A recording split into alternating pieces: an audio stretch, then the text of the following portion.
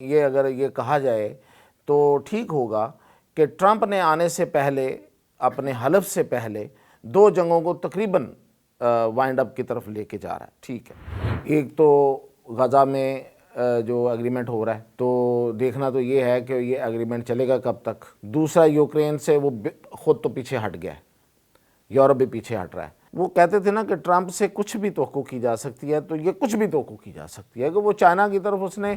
Sort of دوستی کا ہاتھ بڑھا دیا ہے. اب دیکھتے ہیں کہ اس میں آگے جا کے وہ کیا کرتے ہیں اور کیا ان کے تعلقات ہوتے ہیں، لیکن فی الحال تو وہ کسی تنازع کا حصہ بنتا ہوا فوری طور پہ نظر نہیں آ رہا. پاکستان اور بنگلہ دیش کے جو تعلقات ہیں، وہ جو حسینہ واجد کے ملک چھوڑ کے بھاگ جانے کے بعد جو صورتحال بنی تھی، اب وہ اسٹریٹجک ریلیشن شپ میں بدل گئے ہیں. آپ سمجھے کہ معاہدے ہو چکے ہیں، دفاعی معاہدے ہو گئے ہیں. دفاعی معاہدے کا مطلب یہ ہے کہ پاکستان کا دفاع بنگلہ دیش کا دفاع، بنگلہ دیش کا دفاع پاکستان کا دفاع، یہ اس حد تک ہمارے ان کے ساتھ جو ٹائز ہیں وہ ہو چکے ہیں. ناظرین، دو بڑی اہم خبریں آپ سے ڈسکس کر رہا ہوں. ایک پاکستان بنگلہ دیش تعلقات اور اس کے نتیجے میں انڈیا کے ساتھ کوئی اچھا نہیں ہونے جا رہا، اور دوسرا کہ روس ایڈوانس کر رہا ہے، روس کی ایڈوانسمنٹ جاری ہے اور وہ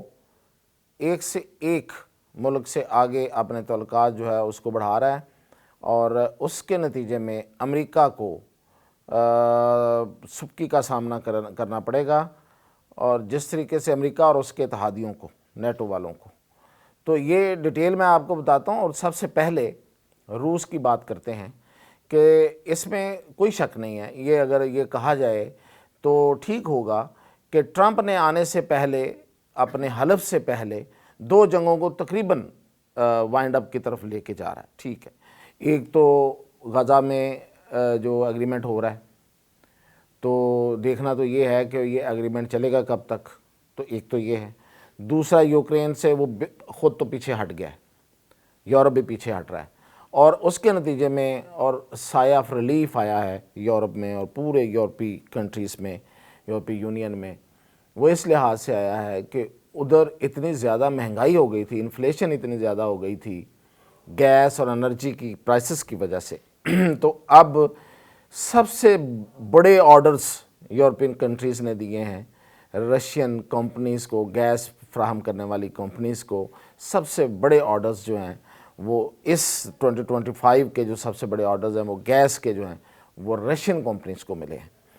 تو ٹھیک ہے، رشیا کا بہت نقصان ہوا ہوگا، جنگ تو جنگ ہوتی ہے، لیکن اب اس کو یہ ایک اچھا فائدہ بھی مل رہا ہے. تو اس سے یا اس کے علاوہ جو رشین عزائم ہوں گے اس کے ڈیزائنز جو بھی ہیں اس کے تحت اب وہ ایران میں بھی آگے ہیں، اور ایران کے ساتھ انہوں نے اسٹریٹجک ریلیشن شپ جو ہے وہ قائم کرنے کا اعلان کیا ہے. وہاں پہ اس نے کہا ہے کہ وہ اپنے ایٹمی پلانٹ دو لگائے گا، اور پھر یہ کہ تجارتی تعلقات بھی. یہ تو ایک طرف کی ایک ایڈوانسمنٹ ہے. لیکن دوسری ایران میں ہی آج دوسرا واقعہ ہوا ہے کہ سپریم کورٹ کے دو ججز کو سر عام قتل کر دیا گیا. تو ایران جیسی حکومت میں اندر گھس کے دو ججز کو کیسے مار سکتا ہے، ججز کو کیوں مار سکتا ہے؟ تو یہ چھوٹی موو نہیں ہے. بیسیکلی اگر آپ اس پہ غور کریں تو یہ اصل میں لنک کر رہی ہے سی آئی اے کی جو انوالومنٹ ہے ان دا ایران. اور وہ کیا ہے؟ وہ سی آئی اے اور اسرائیل اس وقت وہاں پہ رجیم چینج چاہتا ہے. تو وہ اپنی کوششوں میں ہے، اور ادھر سے روس آ ٹپکا ہے. اور روس وہاں ہی نہیں آ ٹپکا، روس کو لیبیا کے ایک ایئر بیس بھی مل گیا ہے. وہاں کے کمانڈر ہیں ہفتار، انہوں نے لیبیا کا ایک ایئر بیس دے دیا ہے جو چاڈ اور سوڈان کی سرحد کے قریب ہے. تو اس طرح سے روس سوڈان اور چاڈ کی سرحد کے اوپر بھی اپنی ایئر بیس بنا کے بیٹھ جائے گا. دوسری طرف آپ کو پتہ ہے کہ وہ جو گرین لینڈ کا ایشو چل رہا ہے، تو ادھر سے یہ ابھی ایک کچھ گھنٹوں پہلے کوئی فرینچ جہاز جو ہیں جو نیٹو کا حصہ ہیں وہ وہاں سرویلنس کر رہے تھے بالٹک سی میں، بالٹک سی میں نے آپ کو بتایا تھا کہ بالٹک سی جو ہے یہ گرین لینڈ اور رشیا کے درمیان میں ہے، تو وہاں پہ وہ سرویلنس کر رہے تھے تو رشین نے انہیں بھگا دیا ہے، اور رشین وہاں پہ کنٹرول جو ان کا ٹاور ہے، راڈار ہے، اسے کہا گیا ہے کہ نکل جاؤ ورنہ تمہیں فائر کر دیں گے، جیم کر دیں گے۔ تو اس کو انہوں نے کہا ہے کہ یہ ہمیں بڑی کھلی دھمکی ہے اور اس پہ کو پروٹیسٹ کر رہے ہیں۔ تو یہ جو رشیا کا اگریسو سٹائل ہے، یہ جو میں آپ کو بتا رہا ہوں، اور اسی طرح وہ اب شاید جو اطلاعات مل رہی ہیں کہ وہ دوبارہ سے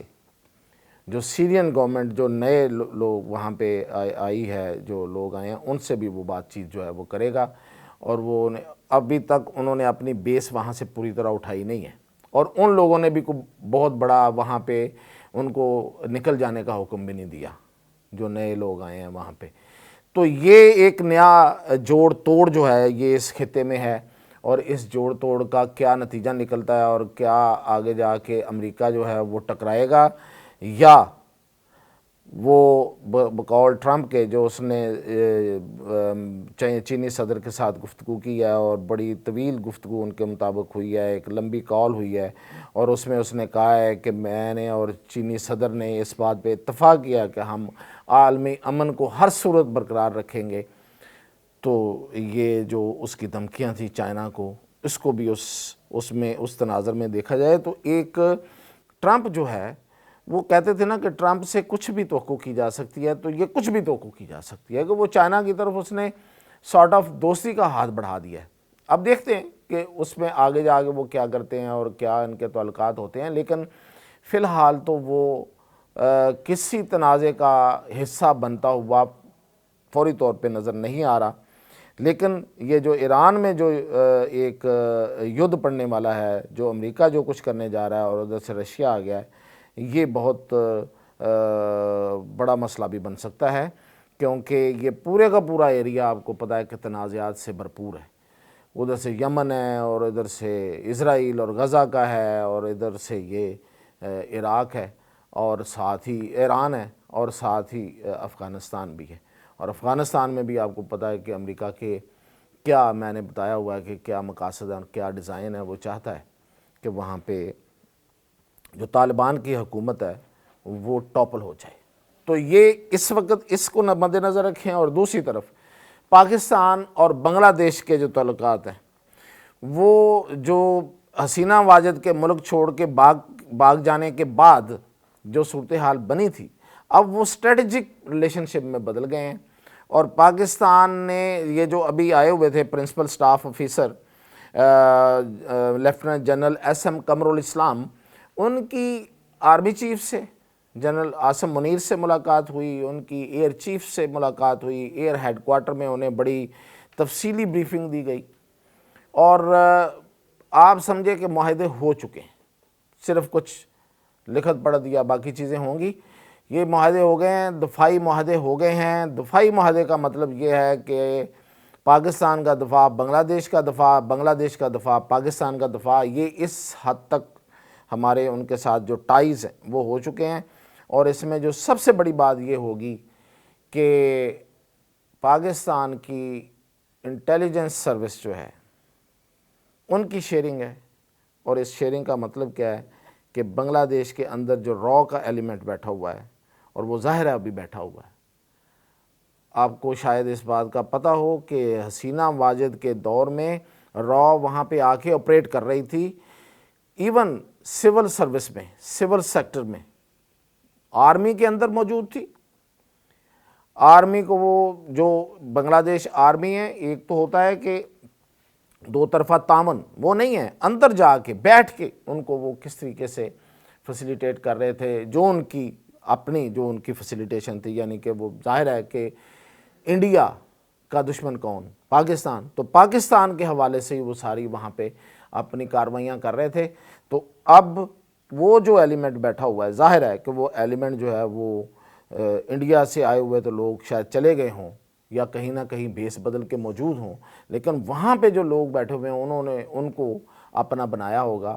اور اس کی جو بھی شکل ہوگی، وہ جاسوس کی شکل ہوگی، وہ اپنے آپریٹر کی شکل ہوگی، یا جو بھی ہے، اس کو یہ کلینزنگ آپریشن جو کرنا ہے، یہ اس کی ایک اب وہاں پہ ایک کلینزنگ آپریشن کی ضرورت ہے کہ وہاں سے را کا صفایا کیا جائے، را ایلیمنٹ کو نکالا جائے اگر بنگلہ دیش نے آگے سروائیو کرنا ہے۔ تو یہ اس حکومت نے اس چیز کو دیکھتے ہوئے پاکستان کے ساتھ یہ جو انٹیلیجنس لیول پہ جو تعاون ہے، یہ بیسیکلی یہ تعاون ہے، اور یہ کہ وہ پاکستان سے JF-17 تھنڈر جو ہے وہ لے گا، اور اس میں ان کو اس کا اشتراک ہوگا، مطلب اشتراک کی لیول تک بھی چلا گیا ہے۔ معاملات جا رہے ہیں کہ پاکستان، بنگلہ دیش اینڈ چائنا، پہلے پاکستان اور چائنا یہ جہاز بنا رہے تھے اور اس کی اپ گریڈیشن میں بھی اکٹھے چل رہے تھے، اب یہ تینوں ملک اس میں ہوں گے، اور یہ جہاز جو ہے وہ بہت اپ گریڈ ہو رہا ہے پہلے سے، یہ ایک جگہ پہ ٹھہرا نہیں ہوا، اس میں اس کو دنیا کی جو، اور دنیا میں کون سب سے بڑا جو اسلحہ بناتا ہے وہ فرانس، برطانیہ اور امریکہ پہلے، پھر آپ فرانس، پھر برطانیہ یا کوئی اور ملک ہوگا، اس میں جو سب سے جو لیٹسٹ ٹیکنالوجی ہے وہ امریکہ کے پاس ہے، تو اس کا مقابلہ کرتے ہوئے JF تھنڈر کو اپ گریڈ کیا جا رہا ہے۔ چائنا اور بھی بہت کچھ کر رہا ہے امریکہ کے مقابلے میں، بلکہ وہ کچھ کر رہا ہے جو امریکہ کے پاس ابھی تک نہیں ہے، اس کی تفصیل میں آپ کو اگلے ویلاگ میں دوں گا، لیکن فی الحال یہ جو JF-17 تھنڈر ہے یہ اپ گریڈڈ ہوگا، اور اس میں بنگلہ دیش میں شامل ہوگا۔ دوسری طرف بھارت نے جو ڈرون لیے تھے اسرائیل سے، ہرمز، اور ان کو انہوں نے اپنا نام دے دیا تھا درشٹی 10 کا نام دیا تھا، وہ بیسیکلی وہ جو اڈانی گروپ ہے ان کا ایک ٹیگ لگوایا تھا، جو مودی کا یار ہے اڈانی، وہ وہاں کا سرمایہ کار ہے، اور وہ کس طریقے سے دنوں میں سرمایہ کار پلس سے پلس ہوا، تو اس گروپ نے وہ جو وہاں سے لے کے اور اس کے اوپر سٹکر جو ہے وہ اڈانی گروپ کا لگا کے تو انڈین ایئر فورس کو بیچا تھا، وہ تباہ ہو گیا ہے، وہ وہاں نہیں، وہ پہلے تجربے میں ہی مارا گیا ہے۔ تو یہ جو انڈیا ہے یہ اس کو وہ کیا کہتے ہیں کہ خدا کی مار ہے، یہ کیا ہے کہ شروع سے یہ اسلحے میں ہم سے پیچھے، ٹھیک ہے اکانومی بڑی ہے، باقی سب کچھ ہے، اور اس کی وجوہات اور بہت سی ہیں جو کہ ہماری اپنی غلطیاں ہیں، ادروائز اللہ ہم سے کبھی بھی ناراض نہیں ہوا، لیکن اسلحہ کے معاملے میں وہ ہم سے پیچھے ہی رہا ہے، اپنی ساری وہ ایڈوانٹیجز کے باوجود اور ساری اپنی جو بھی اس کو مختلف شعبوں میں رہی ہے، اس کے باوجود وہ اسلحہ میں، کیونکہ اس سے پہلے اس کے پاس رشین سارا کا سارا اسلحہ تھا، رشین جہاز سے، رشین ٹینکس تھے، یا پھر زیادہ زیادہ اس نے فرانس سے بوفور گن لی تھی، اور وہ بھی ایک سکینڈل کی نظر ہو گئی تھی، بڑی گن تھی، لیکن اس کے مقابلے میں پاکستان کے پاس امریکی اسلحہ رہا، کیونکہ ہم امریکی بلاک میں تھے، تو ہمارے پاس جو پریسائز اور پریسیجن والا جو مطلب ٹارگٹ کو پریسائزلی اٹیک کرنے والے اور جدید ٹیکنالوجی کا اسلحہ موجود رہا۔ تو اب جو ہے پاکستان چائنا کے ساتھ ہے، اور چائنا اب اسلحے کی دوڑ میں امریکہ کو نیچا دکھاتے ہوئے نظر آ رہا ہے، اس کی تفصیلات میں نے جیسے کہا بعد میں بتاؤں گا۔ تو وہ ٹیکنالوجی ہے جو اس وقت چائنا کے پاس ہے وہ پاکستان کے پاس ہے، اور اب وہ بنگلہ دیش بھی اس الائنس میں، تو یہ ایک نیو الائنس جو ہے پاکستان، چائنا اینڈ بنگلہ دیش الائنس،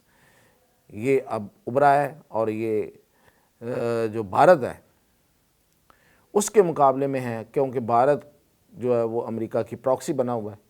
اور وہ اس خطے میں امریکہ کے جو ڈیزائنز ہیں ان کو آگے بڑھا رہا ہے، تو پھر یہ بہت ضروری تھا، اور وہ ہو چکا ہے۔ یہ اور بات ہے کہ بنگلہ دیش میں جو تحریک چلی، جس طرح اب میں ایران میں کہہ رہا ہوں کہ رجیم چینج ہے، تو بنگلہ دیش میں بھی CIA نے چلائی تھی، لیکن الٹی پڑ گئی، ہاتھ کسی کے اور آ گئی، مطلب کر کوئی اور رہا تھا، فائدہ کسی اور کو مل گیا، تو فائدہ تو ظاہر ہے پاکستان کو اور چائنا کو ملا ہے۔ تو اب ایران میں کیا ہوتا ہے اور اس خطے میں کیا ہوتا ہے یہ آپ کو اپڈیٹ کرتے رہیں گے، فی الحال اتنا ہی۔